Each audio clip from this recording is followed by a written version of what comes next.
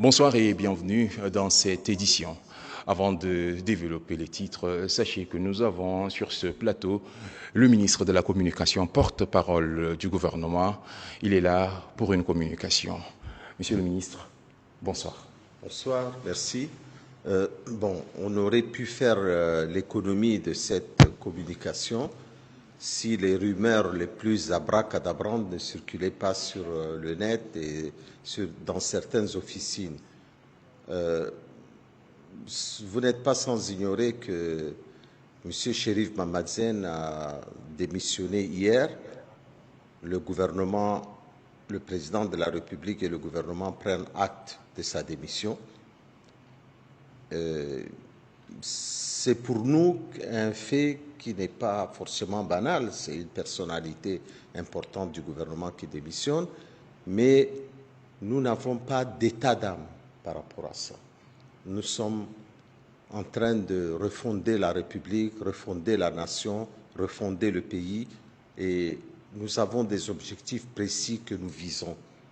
Et nous ne voulons pas nous attarder sur cet événement. C'est pour ça que le gouvernement a gardé le silence depuis hier, en estimant que c'est la responsabilité d'un homme qui a décidé de quitter le navire.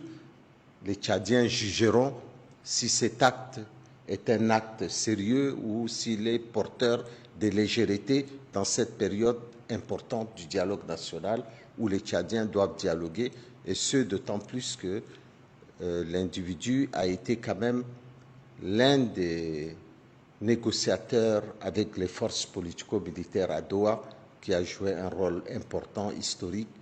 Et voilà, ce sont des choses qui arrivent. Le gouvernement prend acte. Le gouvernement n'a pas de commentaires particuliers à faire. Les rumeurs qui circulent sur les réseaux sociaux disant que sa démission a été refusée, c'est un mensonge. Et jamais on ne s'est préoccupé, outre mesure, de cette démission, sinon en prenant acte de cela. Monsieur le ministre, vous dites des rumeurs. Pourtant, c'est le ministre lui-même a parlé de ce qui s'est passé. Il a communiqué autour de sa démission. Donc, quelles sont les contre-vérités? Bon, d'abord, il est important de relater les faits tels qu'ils se sont passés. En tant que porte-parole du gouvernement, mon rôle est de parler au nom du gouvernement. Le gouvernement a constaté, les plus hautes autorités de l'État ont constaté qu'il y avait un déficit important, coupable de la communication auprès du corps diplomatique, qui était sous-informé par rapport aux manifestations qui ont eu lieu, par rapport au problème qui a eu lieu au niveau du dialogue national inclusif. Et le chef de l'État a décidé, en l'absence de M. Chérif Mamadzen, il faut le préciser, en son absence. Sans l'avoir informé aussi. En son absence, puisque l'ex-ministre était en villégiature à Dubaï, au moment où vraiment l'avenir du Tchad se pose, au moment où les Tchadiens cherchent un avenir,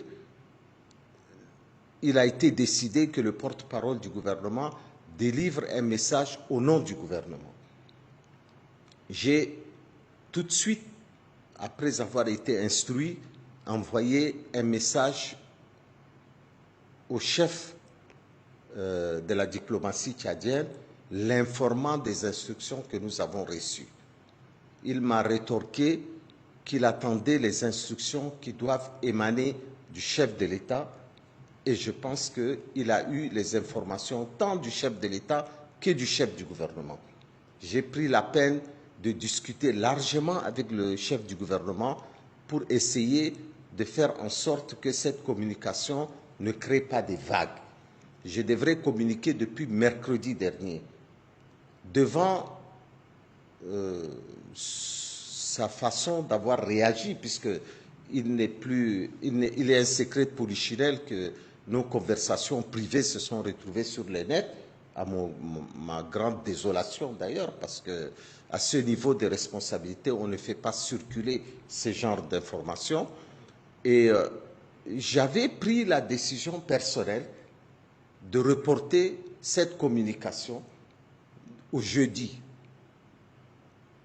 Comme je voyais que le ministre ne comprenait pas le but de cette communication, je me suis rendu moi-même auprès de la secrétaire d'État et je lui ai demandé de convaincre le ministre parce qu'il n'est pas question de faire une communication alors qu'il n'est pas partie prenante de cette communication.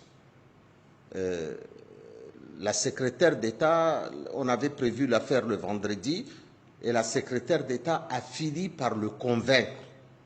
Il a donné son accord, il a demandé que la communication ait lieu au ministère des Affaires étrangères. Ça ne me posait aucun problème.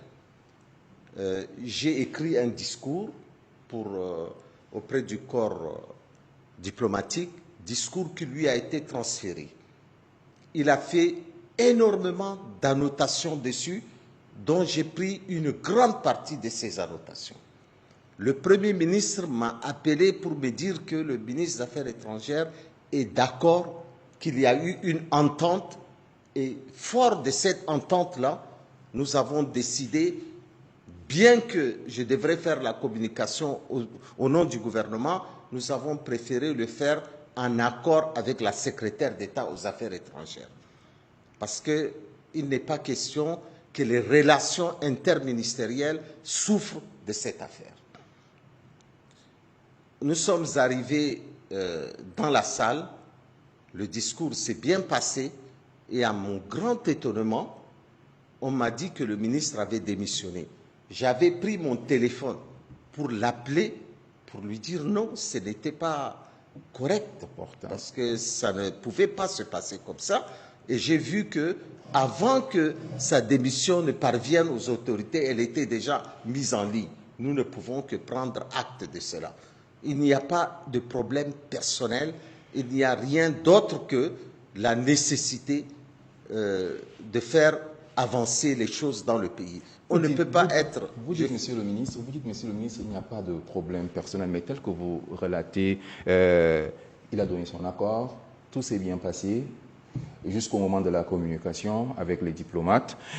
Moi, la question qu'on se pose, c'est est-ce qu'il n'y a pas un problème d'ego, est-ce qu'il n'y a pas un problème d'homme? Est-ce que ce n'est pas ce problème d'homme qui s'est répercuté sur les affaires de l'État? Qu'il y ait un problème d'ego, cela va sans dire.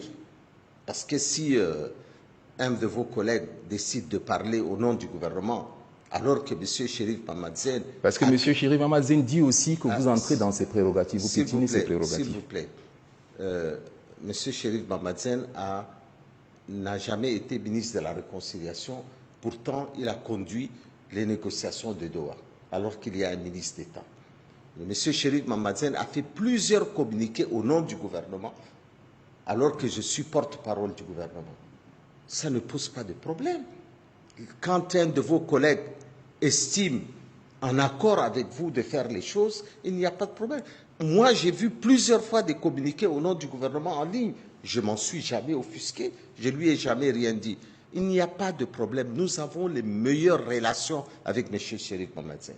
J'ai des relations amicales, fraternelles, poussées avec le monsieur. Je n'ai jamais eu de problème avec un seul membre du gouvernement de la République. Un seul membre. Vous ne trouverez pas une personne qui peut vous dire, et c'est peut-être M. Chérif qui a des problèmes avec d'autres membres du gouvernement, mais le gouvernement est un gouvernement harmonieux et cohérent. Du cabinet du président. Mais, écoutez, je ne vais pas entrer dans ces détails. Le cabinet du président répercute les instructions du président. Il faut savoir les accepter. Il faut savoir, c'est pas le président qui va vous voir directement les gens ou les ministres. Il a des collaborateurs compétents, il est entouré de collaborateurs compétents. Je crois que c'est un faux procès que M. Chérif Mamadou Sène nous fait. Il a pris sa famille, il se trouve actuellement à Dubaï en pleine conférence, en plein dialogue national. Si ça, c'est pas un scandale, le fait que moi je fasse une déclaration au nom du gouvernement, dont c'est mon rôle, ne peut pas être un scandale. Et d'ailleurs, si vous lisez sa lettre de démission, il incrimine la terre entière qui a pris ses prérogatives. Est-ce que le problème, c'est pas plutôt lui? L'ambassadeur Chérif Mamadou Sène, l'ex-ministre des Affaires étrangères, quitte le gouvernement. C'est quand même un maillon clé du gouvernement qui quitte le bateau en ce moment crucial. Est-ce que ce n'est pas dû Le pour la maillon transition? clé, c'est le président du Conseil militaire de transition. Un maillon important. Nous sommes les serviteurs de l'État. Nous servons l'État. Je sers l'État depuis plus de 40 ans. Servir l'État, on doit mettre notre ego personnel de côté. Servir l'État, on doit faire en sorte qu'il n'y ait pas un acte de mégalomanie de notre part. Personne n'est le monopole de son ministère. Nous sommes tous des passants. Nous venons servir, nous servons. J'ai été plusieurs fois ministre, j'ai été ministre avant lui dans le gouvernement de la République. Jamais je n'ai vu une chose comme ça se faire au grand jour. Être ministre, c'est servir. Merci, Monsieur le ministre, pour ces éclaircissements.